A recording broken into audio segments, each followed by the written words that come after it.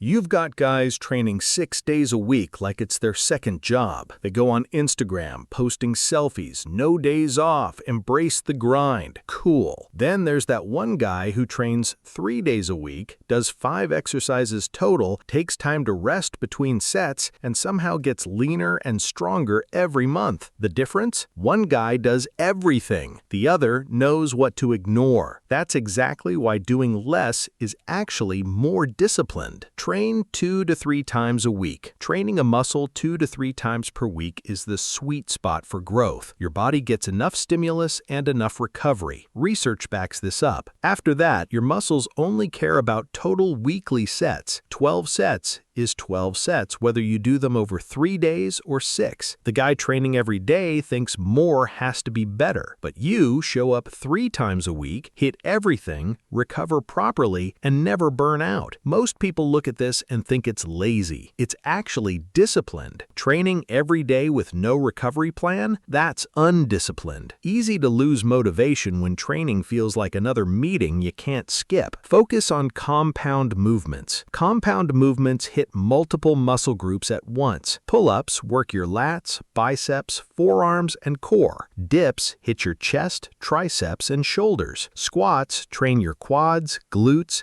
hamstrings, and core. One exercise, multiple muscles. Efficient. Research shows compound-focused programs build plenty of muscle without needing endless isolation work. That means doing 4 to 6 core movements: pull-ups, push-ups, dips, squats, and rows. Done. Variations are for progression, not entertainment. Pick 1 or 2 that match your level. Get stronger, move to harder variations. Don't do 15 variations in one workout because you saw them on YouTube. That's not smart. That's confusion disguised as hard work. Rest 3 to 5 minutes between sets. You'll see people rushing through workouts, sweating after a few sets, unable to catch their breath. Meanwhile, you're taking your time and recovering properly. Longer rest means more strength and more muscle. When you're actually recovered before the next set, you perform better and progress faster. The guy rushing through sets is just tired and calling it intensity. Do 10 to 20 sets per muscle group per week. Everyone is obsessed with volume. You'll see people doing pull-ups, chin-ups, rows, and every variation imaginable multiple times per week. That quickly adds up to way more volume than needed. For most people, 10 to 20 quality sets per muscle group per week is enough. Beyond that, the returns get smaller. If you're training a muscle 2 to 3 times per week, that's roughly 4 to 8 hard sets per session. Each set should be challenging, somewhere around 5 to 15 reps and close to failure. That's it. More than that usually just creates fatigue without producing faster results. Walk daily. Everyone acts like cardio has to be brutal. One person is doing sprint intervals, burpees,